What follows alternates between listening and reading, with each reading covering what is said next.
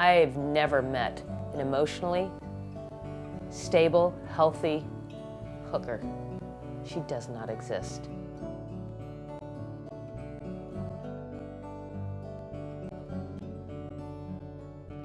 What happened? Pretty normal upbringing, I would say. I think it starts off with being adopted and missing those first critical years of bonding. And so I grew up with a lot of abandonment issues. But also I was sexualized at a very young age. I mean, I'm talking 3 years old. And that total mindfuck came out when I turned 12, 13, feeling worthless, feeling like I have no boundaries. Because when you're sexually molested, you're taught that your body does not belong to you and there are no boundaries. And you also feel like you feel worthless and powerless. And as a preteen, I didn't know how to deal with that. I didn't have the skills to cope with that. I was painting out my angst and how I felt and how I saw the women that I worked with for 16 years, how they felt. I never saw a happy hooker.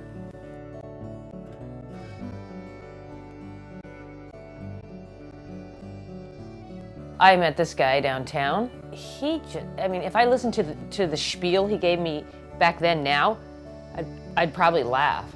Are you serious? Do you really pick up women with this? You're America's finest. You could make so much money. You could have anything you want. I ate it up. I ate it up like a malnourished child. And to a 16-year-old living in a group home with like a $5 a week allowance, that sounded pretty damn good. It sounded really good. And so, yeah, I'll do it. It wasn't that glamorous. So, 16, I'm working the streets of Portland, Seattle, all up and down through California, Las Vegas. Raped, I don't know how many times. I can't count. I can't count. I don't remember all of them. One I remember distinctively. I got in the car with a guy. He looked real sketchy. My gut instinct told me don't get in. But my gut instinct also said, if I don't get some money, I'm gonna get my ass beat when I get home. I get in, I think I get 20 bucks for some head. So finally, I had spent too much time with him for the amount of money that I had made. And I start to reach back for the, okay, there is no way to get out. There is no handle. There's no door handle. I kind of have to go. My pimp's down the street. I'm gonna get my ass beat. So he pummels my face and then rapes me. Take your clothes off, take the rest of your clothes off, get on the front floorboard of the car, stay down and shut your fucking mouth. And he takes me out to 82nd, takes me to one of those really skanky drive-in motels. Takes me into the hotel room, some Indian woman there. I was 16, she maybe was 18, 20. And she says, look, he's not gonna let you go. You're gonna have to go with us.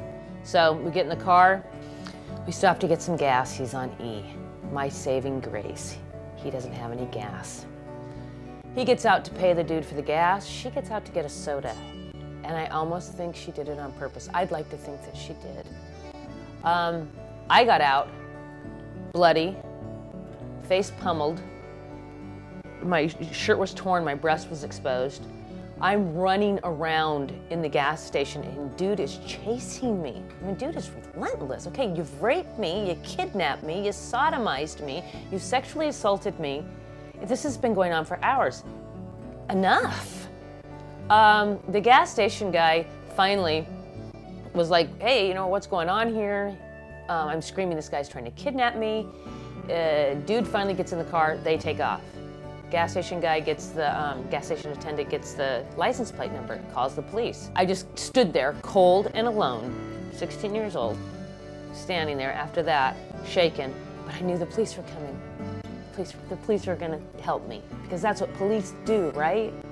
Don't we call the police for help? Police arrived, and I start telling them the story. I'm visibly assaulted. I'm obviously underage. My body parts are exposed. And he puts his pin away, puts his little notebook in his back pocket, and he said, "You're a whore? What do you expect us to do? You get what you get." No report was taken. They didn't drive me anywhere. They didn't offer to help me. I was left there. But that just validated what I already felt about myself. My body does not belong to me. I was not raped, because you can't rape a prostitute. I didn't matter. And so I continued on. 7 or 8 years later, I was at the Mustang Ranch. Okay, I worked there 10 years, 5 years of meth use. I was done.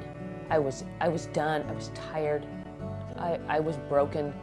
I had a customer who came in, serviced me, paid me well, and then said, "You don't have to be here."